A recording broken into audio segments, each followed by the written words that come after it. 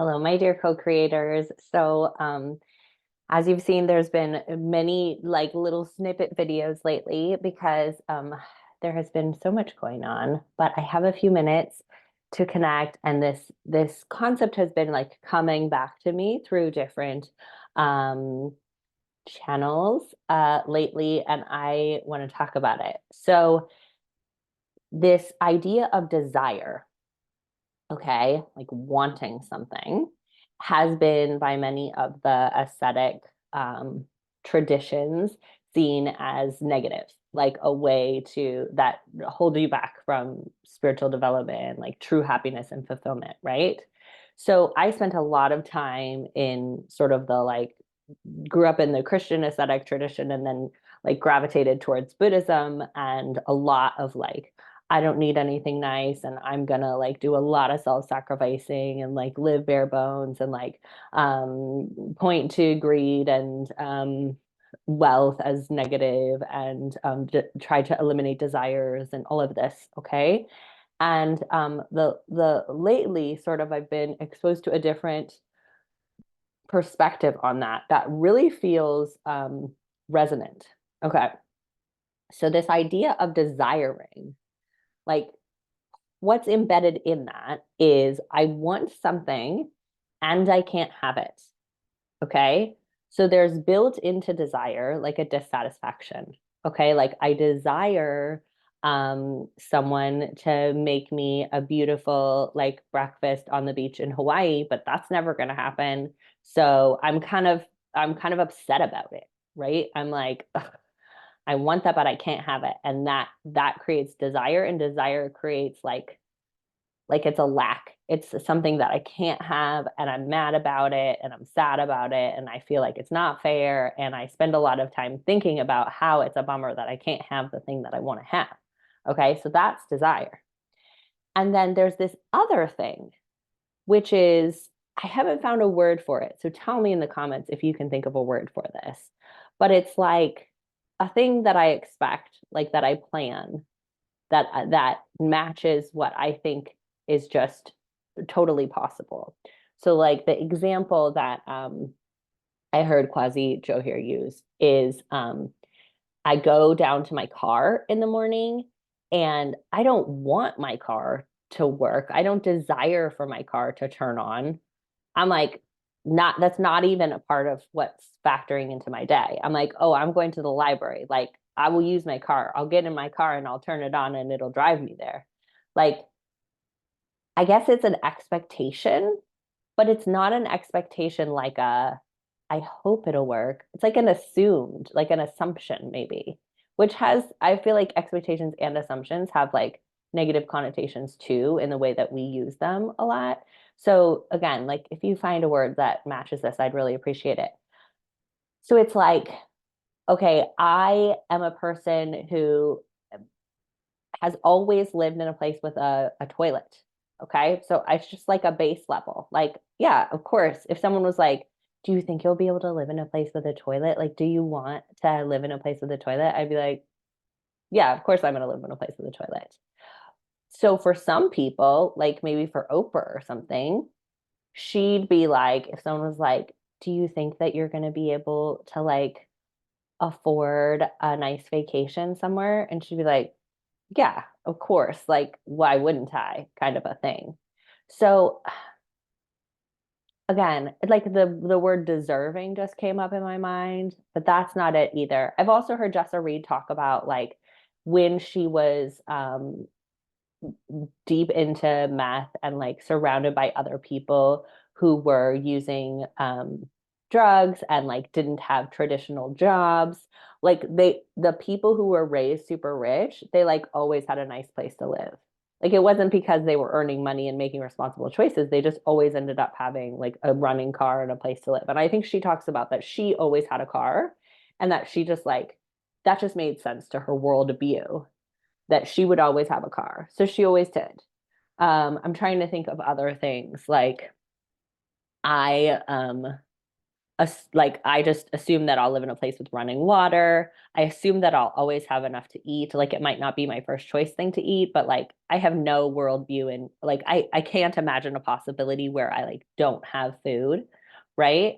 So it's the desire piece is not negative because you're wanting something. It's negative because you believe it's not possible. And then you create all of this like angst and discomfort and frustration about it not being possible. So when we take something that was previously a desire and we make it a worldview, like let's say if I lived without running water and I was always like, imagine running water, it'd be so amazing. And then I like then move into a reality where I always have running water, then I'd be like, yeah, that desire is not creating any type of disturbance within me because, yeah, I have running water. So if there's something that I'm desiring and I'm like torturing myself about, how can I look at that thing and realize that it could make sense if I decided for it to make sense? So, for example, I'm in the midst of this housing situation. I've talked about it. Um, and when things fell through, or it was looking like things were going to fall through for us to move into the new house in the timing that we expected to, I was like, we're going to be homeless. Like, we're not going to have a place to live. And then it took me a couple of weeks to be like, friends being like, you could stay with us. And I was like, I don't know if living with someone else like feels right. And like that feels a little hard. And it feels uncomfortable to say that, but like I feel like, oh, am I a brat for saying that? But it felt like that would be too difficult for me. I don't want to. I don't want to live with someone else. Like, yeah, people offered, but like that doesn't sound like a match for me. And then I was like, okay, maybe I can get like the cheapest, shittiest apartment possible. That's only like no more than $1,000, which in my area is really hard to find. But I did find it. I found a shitty apartment, no offense to the person, but it's just like tiny and not well kept and not in a good neighbor situation. And it was less than $1,000. And I like agreed for us to live there. There was going to be no washer dryer. And I realized like that also didn't match. Like I'm no longer a person, I have been a person who doesn't have a washer dryer in my house. And I have now reached a reality where like that doesn't feel right anymore. Not that I couldn't do it, but I just doesn't match my like, I'm like, oh yeah, I have a washer dryer. So when I went and looked at that house or that apartment, the person was like, yeah, it's not going to be available for 2 more weeks. That's fine, right? And I was like imagining all these like gymnastics that I was going to be able to do to make that work. And then as I was leaving, I was like, actually, it's a no. Like, I don't want to do that. I don't, that doesn't feel like it matches like us being without a place and having all this like wild things doesn't match. So I started looking for other places that were more expensive. And I would have like 2 days before that, or maybe even an hour before that, I would have told you like, there's no way that we can afford to pay the mortgage on the new house and a rent that's higher than $1,000. But I found a place that was $2,200, which is like more than I would have spent even before I had the mortgage. Like if they had told me the mortgage was that much, I would have said, no, I'm not going to do it. Right. It's like $600 more than I was paying in rent before in the same neighborhood. And I was like, what is happening? But I was like, you know what? This is the right decision. Like, this is what I want to do for us. I want us to have a nice place to live while we figure out this house stuff. And this place is like, you can't really tell because I'm just in an empty room. I haven't really unpacked everything yet. But like, it's way nicer than the apartment we were living in before. And I'm realizing like that feels good to me. I like having it be nicer. Like it feels really good to have it be so, so nice. And I'm now facing tomorrow, I have a meeting for this new house.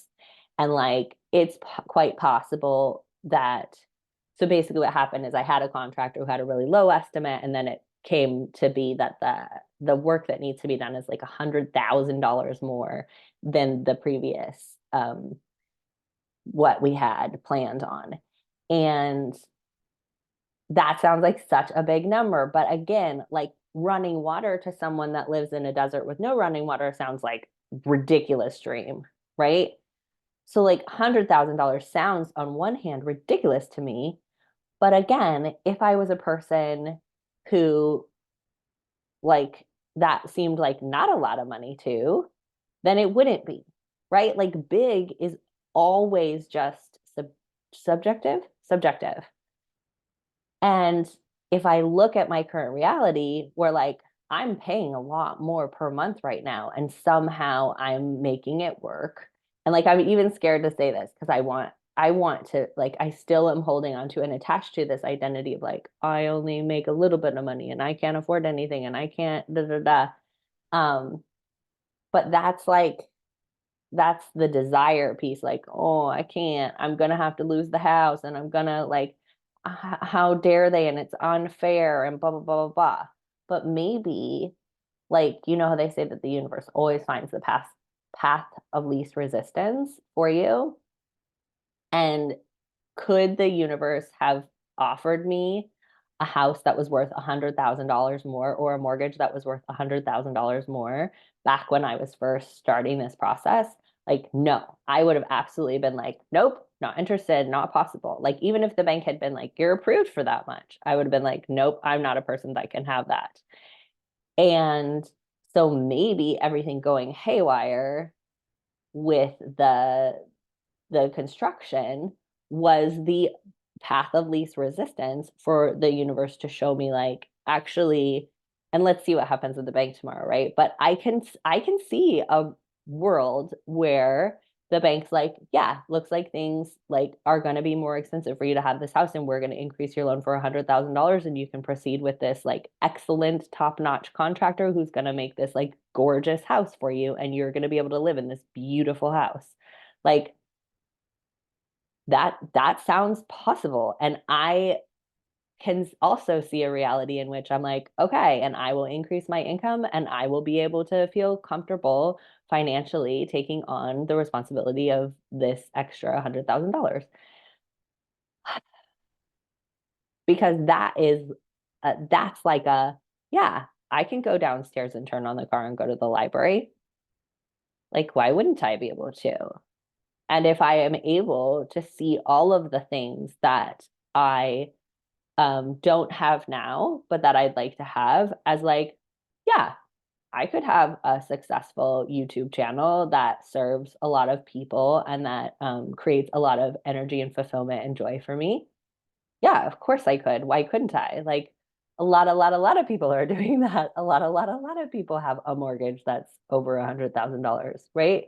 And so this like, yeah, why shouldn't I be able to do it? Takes away that ickiness that comes with the like, I desire it, but I can't.